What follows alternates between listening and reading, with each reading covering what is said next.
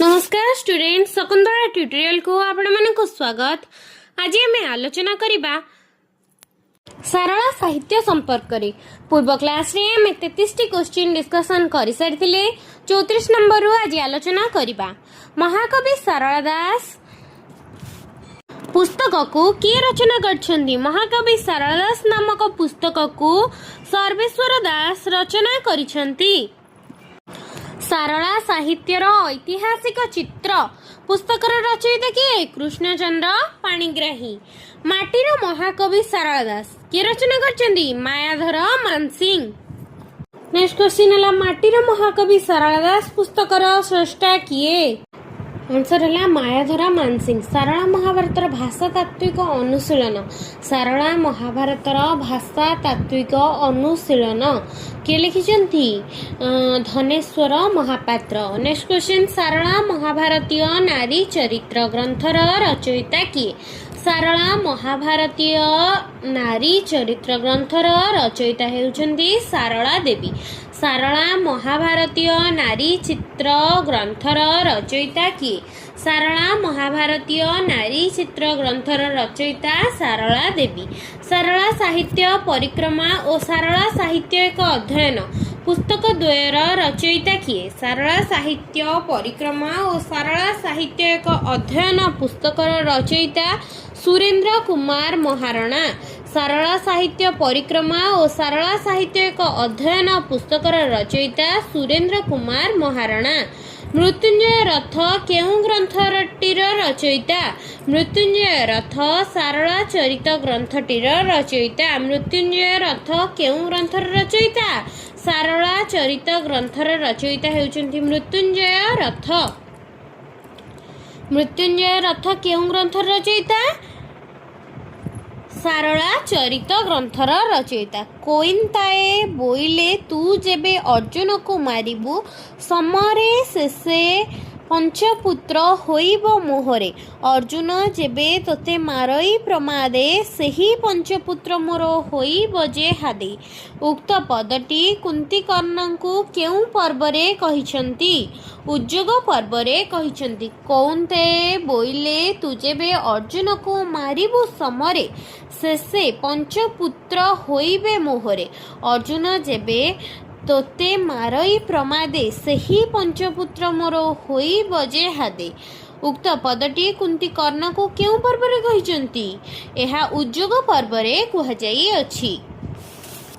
भीम काहाकू बसुछि हो गोलोक पुत्र बोली उपस्थित पारिषद वर्गंक सम्मुखरे कहिथिले। भीम दुर्योधन को बसुछि हो गोलोक पुत्र बोली उपस्थित पारिषद वर्गंक सम्मुखरे कहिथिले। का कहिथिले भीम दुर्योधन को बसुछि हो गोलोक पुत्र बोली उपस्थित पारिषद वर्गंक सम्मुखरे कहिथिले। गंगा बोइले मु थाई गांगी बोइले मु थाई। गांगी बोइले तू जाउछि मु व्रत पुरेई। एही पदटी सारला महाभारत रे केउं पर्वरे उल्लेख अछि एहा आदि पर्वरे उल्लेख अछि। गंगा बोइले मु थाई गांगी बोइले न थाई। गांगी बोइलु तू जाउछि मु व्रत पुरेई आदि पर्वरे हा वर्णित। सारला महाभारतर प्रतिपादरे सर्वाधिक और सर्वनिम्न अक्षर संख्या केते। सारला महाभारतर प्रतिपादरे सर्वाधिक और सर्वनिम्न अक्षर संख्या 32 और 9। सारला महाभारतर प्रतिपादर सर्वाधिक और सर्वनिम्न अक्षर संख्या 32 और 9। हरिसाहुर कन्या सुहाणी महाभारत रे काहाकू विवाह करिथिले। हरिसाहुर कन्या सुहाणी महाभारत रे युधिष्ठिर को विवाह करिथिले। पूर्व जन्म रे सारला दास केउं चरित्र नाम रे प्रथमे परिचित थिले। पूर्व जन्म रे सारला दास कालिदास चरित्र नाम रे प्रथमे परिचित थिले। शिव पार्वती कथोपकथन छଳରେ सारला दास केउं ग्रंथ रचित। शिव पार्वती कथोपकथन छଳରେ सारला दासकर बिलंका रामायण ग्रंथ रचित। सारला महाभारतर भगवान गधपाद धरिबा प्रसंग केउं पर्वरे वर्णित सारला महाभारत रे भगवान गधपाद धरिबा सभा पर्वरे वर्णित। नेक्स्ट क्वेश्चन नरे बा गुंजरे अश्वत्थामा हत एही सामान्य मिथ्या प्रसंग किए कहिथिले युधिष्ठिर कहिथिले। दुर्वासा ऋषि कहार सेवारे संतुष्ट होई एक जपामाला प्रदान करिथिले। दुर्वासा ऋषि कुंतींक सेवारे संतुष्ट होई एक जपामाला प्रदान करिथिले। ज्येष्ठ भ्राता परशुरामଙ୍କ ଠାରୁ ଶାରଳା ଦାସ ଶୈଶବ କାଳରେ ଆଶ୍ରୟ ନେବା ଏବଂ ଲାଳନ ପାଳନ ହେବା କଥା ମହାଭାରତର କେଉଁ ପର୍ବରେ ଉଲ୍ଲେଖ ଅଛି? ज्येष्ठ भ्राता परशुरामଙ୍କ ଠାରେ ଶାରଳା ଦାସ ଶୈଶବ କାଳରେ ଆଶ୍ରୟ ନେବା ଓ ଲାଳନ ପାଳନ ହେବା କଥା ମଧ୍ୟ ପର୍ବରେ ବର୍ଣ୍ଣିତ ଅଛି। କପିଳେନ୍ଦ୍ର ଦେବଙ୍କ ଶାସନ କାଳର ସମୟ କେତେ? କପିଳେନ୍ଦ୍ର ଦେବଙ୍କ ଶାସନ କାଳର ସମୟ ଖ୍ରୀଷ୍ଟାବ୍ଦ 1435 ରୁ 1467। नेक्स्ट क्वेश्चन बंगलार काशीराम दासଙ୍କ ମହାଭାରତରେ କେଉଁ ମହାଭାରତର ପ୍ରଭାବ ପଡ଼ିଛି? ବଙ୍ଗଳାର କାଶୀରାମ ଦାସଙ୍କ ମହାଭାରତରେ ଶାରଳା ଦାସଙ୍କ ଶାରଳା ମହାଭାରତର ପ୍ରଭାବ ପଡ଼ିଛି। ଶାରଳା ମହାଭାରତର ସ୍ୱର୍ଗାରୋହଣ ପର୍ବରେ ପଦ ସଂଖ୍ୟା କେତେ? ଶାରଳା ମହାଭାରତର ସ୍ୱର୍ଗାରୋହଣ ପର୍ବର ପଦ ସଂଖ୍ୟା 1132। ଶାରଳା ମହାଭାରତର ସ୍ୱର୍ଗାରୋହଣ ପର୍ବର ପଦ ସଂଖ୍ୟା କେତେ? 1131। ଶାରଳା ମହାଭାରତର ଉଦ୍ଯୋଗ ପର୍ବରେ କେଉଁ ଉପାଖ୍ୟାନଟି ବର୍ଣ୍ଣିତ ହୋଇଥିବାର ଦେଖାଯାଏ?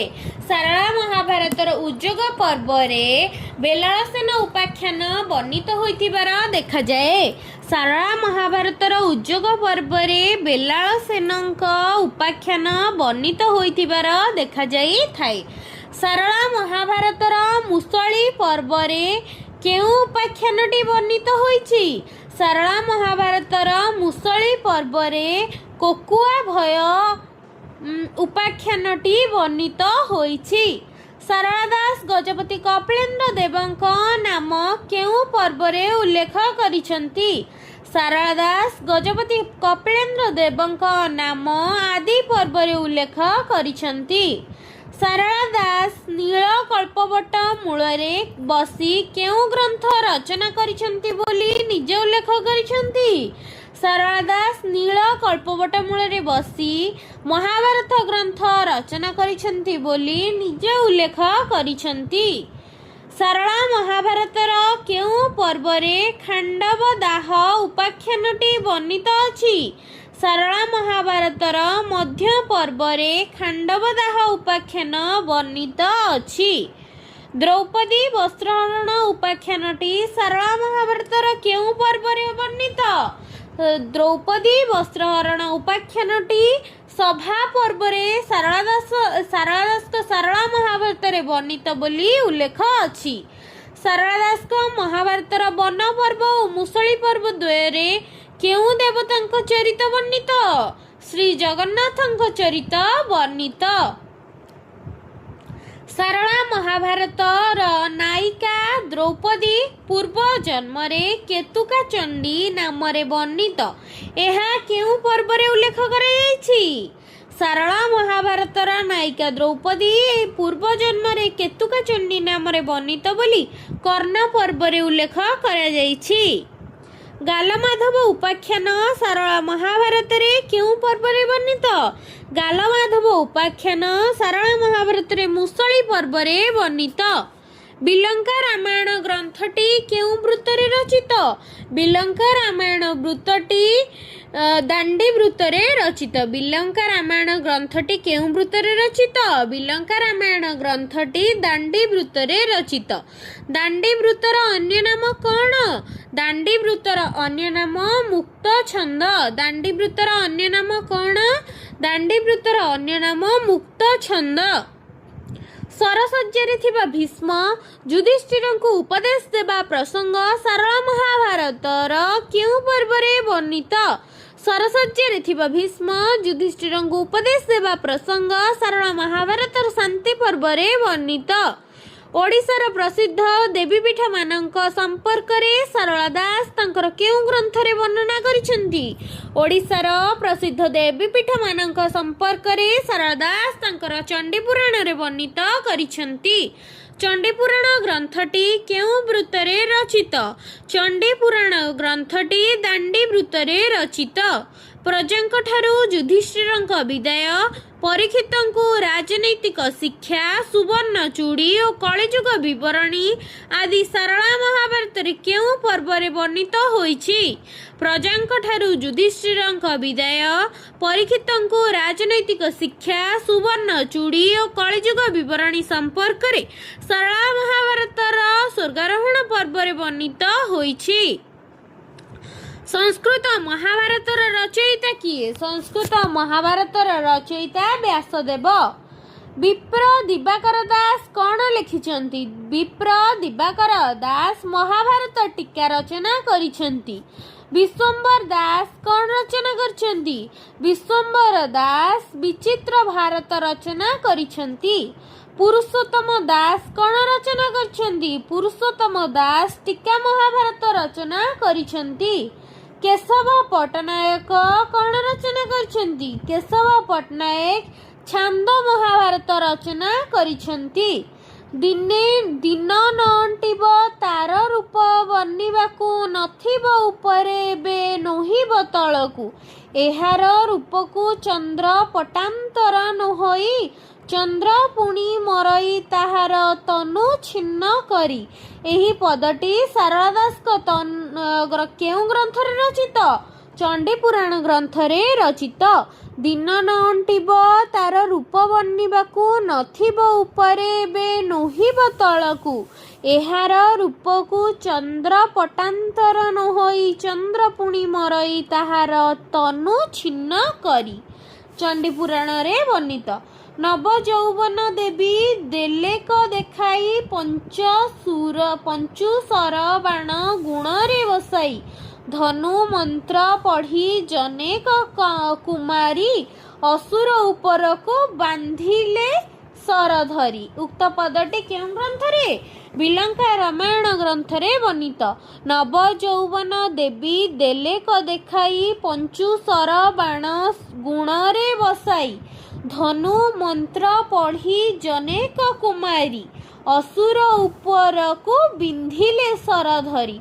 बिलंका रामायण रे वर्णित। संस्कृत महाभारत रे वर्णित कराळ छाया सारला महाभारतर केउं नाम रे परिचित? संस्कृत महाभारत रे वर्णित कराळ छाया सारला महाभारतर कोकुआ भय नाम रे परिचित। सारला महाभारतर काल्पनिक वैदुर्य पर्वतर कहानी केउं पर्व रे वर्णित अछि?